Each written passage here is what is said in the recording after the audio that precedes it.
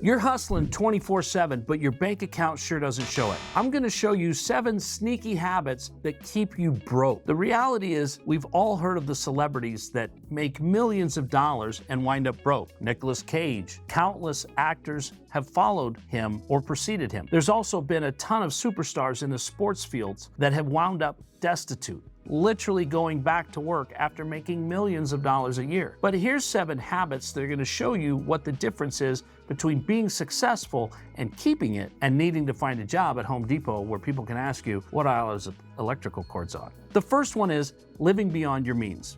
We've all seen it. People get their signing bonus, they go out, they buy a new car, new house for mom, buy a couple of nice watches. The next thing you know, signing bonus is gone, they still got to get through the year. Bada boom, bada bing, now they've got a sports injury, and all of a sudden things are dramatically different. Those are some of the things that if you will just live beneath your means, give yourself the room and the ability to grow your portfolio of whatever kind, you're going to find yourself in a very different position. The other thing that'll keep you broke is avoiding financial education. Look, there are tons of books out there on how to educate yourself to be proficient in business. And these are not that difficult. Personal finance is one element of being an entrepreneur that a lot of entrepreneurs forget to check out. And the reality is, when you are not proficient in how finances work, you can't help but make mistakes, and mistakes cost money. I've read a lot of books, and the ones that always seem to make an impact are the ones I put into practice. So just because you've read a finance book doesn't mean you're going to now be proficient in finance. You've actually got to put into practice what it tells you. A lot of people that wind up broke have never set goals. The reality is quite the opposite. Of the millionaires that set goals annually, you'll find that they achieve them, and those that don't become millionaires. When I started really taking a long, hard look at my goals, I followed a gal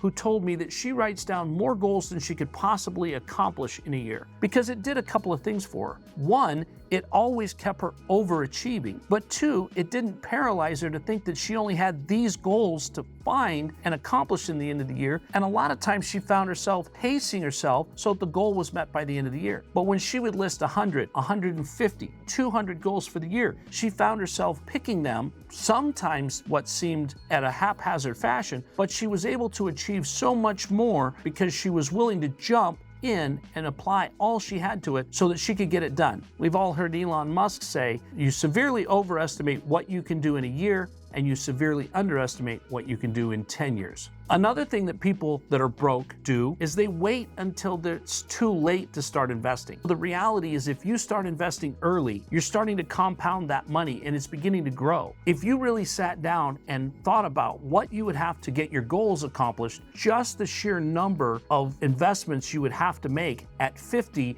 versus 25 is almost mind-boggling. There's a great book that I read by Tony Robbins, Money, Master the Game. He talks about this extensively, and it's definitely worth the read. If you want to stay broke, ignore passive income streams. Passive income is leveraging your time. You worked for the money once, invested it in something else that pays you monthly, quarterly, or yearly, and you can set aside that portion of your budget that you have to take care of. Or if you're doing it early in life, you can use those funds to grow your portfolio without you having to work. And so early on, it becomes like you're working as 2 people.